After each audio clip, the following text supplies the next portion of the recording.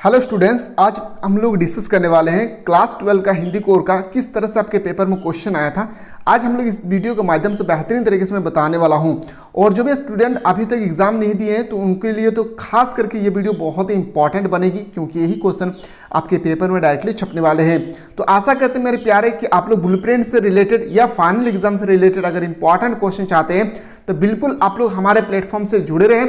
और आप लोग चाहते हैं सर हम लोगों को इसके बाद हिंदी इंग्लिश इलेक्टिव के बारे में बताइए, तो आप लोग जल्दी से कमेंट सेक्शन में कमेंट करना ना भूलें। तो चलिए सबसे पहले मैं आपको जो बताने वाला हूं ना, हम लोग देखने वाले क्वेश्चन पेपर। तो फाइनली हम लोग सबसे पहले जो बात करने वाले हैं वो आपका है कि कालिदास को लेखक ने क्या कहा। ये जो कालिदास है आपको बहुत अच्छी तरह से पता है ये कालिदास किसके बारे में कहा गया था। शिरीष के फूल के बारे में उन्होंने बताया था। तो शिरीष के फूल जो आप लोगों का स्टोरी है वहाँ से ये क्वेश्चन लिए गए हैं। इसका आंसर अगर आप करते हैं तो आपको 2 मार्क्स यहाँ पे मिल जाएगी। कविता बादल राग में शोषण वर्ग किसे कहा गया। देखिए शोषण वर्ग जो सबसे ज़्यादा जो पीड़ित लोग होती है, जो मध्य वर्गीय होती है, जो नीचर कास्ट का होता है, जो लोअर कास्ट का होता है, उसको क्या कहा गया, शोषण वर्ग। और कहा गया है कि जब क्रांति आती है तो सबसे ज़्यादा जो दुखद पहुंचती है वो अमीर लोगों को पड़ती है, जो फुल्ली अमीर होते हैं। ऐसा क्यों होता है? क्योंकि उनके पास बहुत सारा धन दौलत होती है, जिस कारण से वो सोचते हैं अगर हमारे पास कोई क्रांति आ जाए, हमारे पास कोई ऐसा विपत्ति आ जाए जिससे हमारे जान माल की क्षति होगी, तो वो क्या करते हैं, वो बहुत ही डरपोक बन जाते हैं। और इस तरह से देखा जाए तो बादल राग में कहा गया स्टोरी के बारे में। लेकिन आपसे ना यहाँ पे ये क्वेश्चन कहा गया है कि कविता बादल राग में शीर्ष शोषण वर्ग किसा कहा गया। तो देखिए शोषण वर्ग हो या आपके जिस पर काफ़ी ज़्यादा अत्याचार हो रही है, तो हम बोल सकते हैं गरीबी होगी, एक मध्यवर्गीय होगी, एक नीचे कास्ट का होगा, जिसे हम निचला मध्यवर्गीय वस्तु बोलते हैं। ठीक है, तो आपको इस तरह से इसका आंसर करना था। ठीक है, बाकी आपकी पता है कि आप करके आए हैं या नहीं। अगला प्रश्न आपसे पूछा गया था खुदाई के दौरान मोहनजोदड़ो से क्या क्या मिला। जब खुदाई कर रहे थे तो मोहनजोदड़ो से क्या क्या मिला था। देखिए अब अगर आपको स्टोरी पता है हिस्ट्री में, तो मोहनजोदड़ो के बारे में अगर आपको पता है तो इजीली से आप इसका आंसर कर सकते थे। जैसे मोहनजोदड़ो की खुदाई सबसे पहले रखलदास आर.डी. बनर्जी ने 1922 में किया था। उसके बाद आपको बताना है कि इसमें खुदाई करने के दौरान आपका तांबा मिला था। उसके बाद मृतकों का टीला यानी लोगों की लाश मिली थी, जहाँ पे हम लोग बोल सकते हैं कब्रिस्तान मिला था, शमशान घाट में मिला था, जिससे लोगों की हड्डियों को खुदाई के दौरान पाया गया था। इस सब के बारे में आप लोगों को लिखना था। ठीक है, अगला प्रश्न आपसे पूछा गया था अपने परिवेश की उपमाओं का प्रयोग करते हुए सूर्योदय और सूर्यास्त के शब्द का चित्रण करें।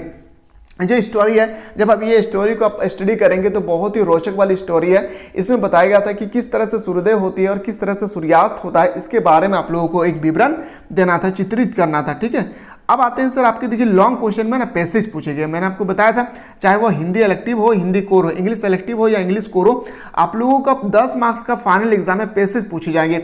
और बहुत सारे स्टूडेंट सोचते होंगे पैसेज तो बहुत इजीली हम लोग कर सकते हैं। नहीं, जितना आसान सोचते हैं उतना आसान पैसेज नहीं है। लेकिन पैसेज से रिलेटेड अगर आप लोग चाहते हैं सर मेरे मार्क्स हिंदी में 10 मार्क्स और इंग्लिश में 10 मार्क्स, टोटल हमारे पास अगर 20 मार्क्स आप लोग चाहते हैं हमारे अकाउंट में काउंट हो जाए, अकाउंट मतलब होता है आपका रिजल्ट में काउंट हो जाए, तो आप लोग जल्दी से कमेंट करें सर पैसेज से रिलेटेड एक ऐसा वीडियो लेकर आए ताकि हम लोगों के एग्जाम में एक भी क्वेश्चन जो है पैसेज से ना छूटे। तो बिल्कुल आप लोग जरूर बताइएगा। ठीक है, ये पैसेज आपको स्टडी करना है, क्वेश्चन दिए गए क्वेश्चन को उत्तर करना है। ठीक है, ये आप लोगों का जो है ना टर्म 2 से रिलेटेड है। टर्म 2 का मतलब होता है वहां पे सब्जेक्टिव पूछे गए, तो सब्जेक्टिव का 5 क्वेश्चन का आपको उत्तर देना है। ठीक है, एक एक लाइन में आपको आंसर देना है। अब अगला जो है ये आप लोगों का कविता से रिलेटेड है। अगर आप कविता के बारे में स्टडी नहीं किए हैं तो आप इसका आंसर नहीं कर सकते, ये मेरी चैलेंज है। अगर आप कविता को स्टडी नहीं किए, जो आप लोगों का पोएट्री सेक्शन है, अगर उसको नहीं पढ़े हैं तो इसका आंसर आप कभी नहीं कर सकते, ना कोई स्टूडेंट कर सकता है। इसके लिए बहुत जरूरी आप लोगों का क्या याद रखिएगा, कविता को आपको स्टडी करना होगा।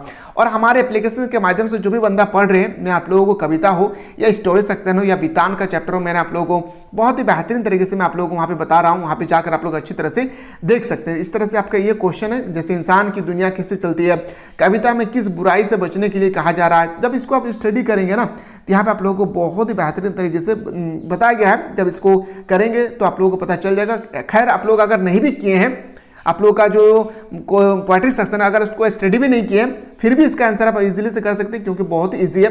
बस आपको स्टडी करने के लिए आपको बेहतरीन तरीके से क्या बताया गया है, इसको आपको माइंड में सेटअप कर लेना है। उसके बाद आपको सारा क्वेश्चन को उत्तर देना है। अब आते हैं इससे सबसे इंपॉर्टेंट हम लोग के पेपर में ऑब्जेक्टिव क्वेश्चन पूछा गया तो इसमें कितना सही हुआ है चलिए देखते हैं। पहला जो है ना, पहला जो क्वेश्चन है इसका आंसर आप लोग बहुत ज़्यादा कंफ्यूजन होंगे। मोहनजोदड़ो वास्तुकला की तुलना किस नगर के साथ किया गया था? देखिए जहाँ तक मुझे लगता है ना कि राजस्थान आंसर होना चाहिए। क्या होना चाहिए? राजस्थान आंसर होना चाहिए, लेकिन राजस्थान का तो ऑप्शन में है ही नहीं।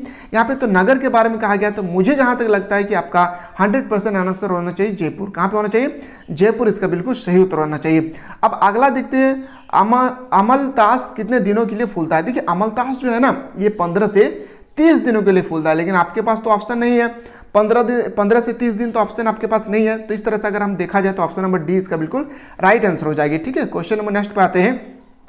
बहुत इंपॉर्टेंट सेशन है मेरे प्यारे। फाइनल एग्जाम में भी ऐसे ही क्वेश्चन है। अगर फाइनल एग्जाम के लिए बेहतरीन तरीके से अगर तैयारी करना चाहते हैं तो इस नंबर पर आप लोग जल्दी से व्हाट्सअप करें, और व्हाट्सअप करने के बाद यहाँ पे लास्ट में 0 होगा। ठीक है, व्हाट्सअप करने के बाद आप लोग हमारे एप्लीकेशन को प्ले स्टोर से डाउनलोड करें, मिसाइल क्लासेस के एप्लीकेशन को।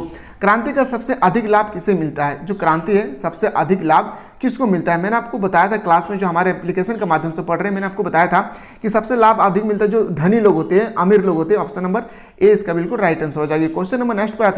उषा काल किस समय को कहते हैं? देखिए उषा काल कहते हैं सूर्य निकलने से पहले। तो देखिए सूर्य निकलने से पहले कोई ऑप्शन नहीं है। शाम का मतलब शाम जब सूर्य ढलता है, रात्रि मतलब जब सूर्य दिखता ही नहीं है, संध्या मतलब आप सभी को पता है कि जब सूर्यास्त होती है। लेकिन सूर्योदय के बारे में कहा गया, लेकिन नहीं। देखिए इसका टर्म को अपोजिट कर दिया है, इसका पर्यायवाची शब्द बनाकर डाल दिया है प्रभात। याद है हम लोग बोलते हैं ना सुप्रभात सर, जैसे हम लोग बोलते हैं गुड मॉर्निंग सर, तो इसका पूछा गया यहाँ पे सुप्रभात सर, इन्हें हिंदी में आपको बताएगा सुप्रभात। ऑप्शन नंबर बी इसका बिल्कुल राइट आंसर हो जाएगा। वीडियो अच्छा लगे तो एक बार लाइक जरूर कीजिए, क्योंकि बहुत ही मेहनत के बाद ये सेट में लेकर आने की कोशिश किया हूँ। सीरीज के फुल साहित्य किस विद्या से लिया गया है? तो याद रखिएगा ललित निबंध। लेकिन एक्चुअली इसका आंसर होना चाहिए निबंध, लेकिन यहाँ पे ललित निबंध लिखा गया, तो इस तरह से देखा जाए ऑप्शन नंबर सी इसका राइट आंसर होगा।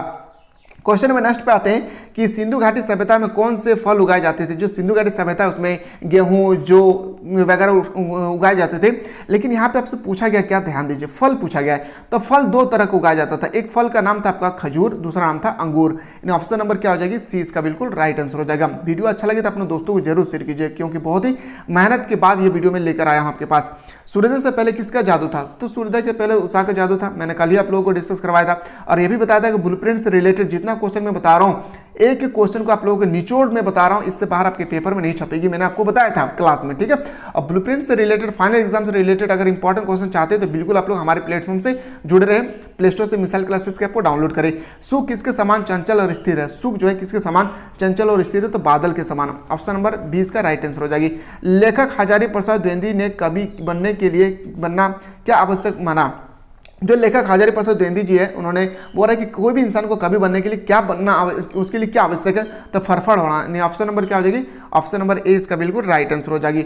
मूव करते हैं अगला क्वेश्चन। बहुत नीला शंख जैसे में कौन सा अलंकार है? और फाइनल एग्जाम में आपको 2 मार्क्स का अलंकार पूछेगा ही पूछेगा 100%। अगर अलंकार से रिलेटेड सेपरेट सा वीडियो चाहते तो ये भी जल्दी से आप लोग कॉमेंट सेक्शन में कॉमेंट कराना बोले, तो आपका इसका राइट आंसर होगा उपमा अलंकार हो जाएगी। तो आशा करते मेरे प्यारे आप लोगों को बहुत अच्छी तरह से आंसर की मिल चुका है। आप लोग जल्दी से कॉमेंट करके 10 में से आप लोग कितना सही आप लोग आंसर किए हैं। और वीडियो अगर हेल्पफुल होगा तो आप लोग जल्दी से कमेंट सेक्शन में बताएंगे सर आपने जो भी बताएं बहुत ही हेल्पफुल हुआ है हम लोग।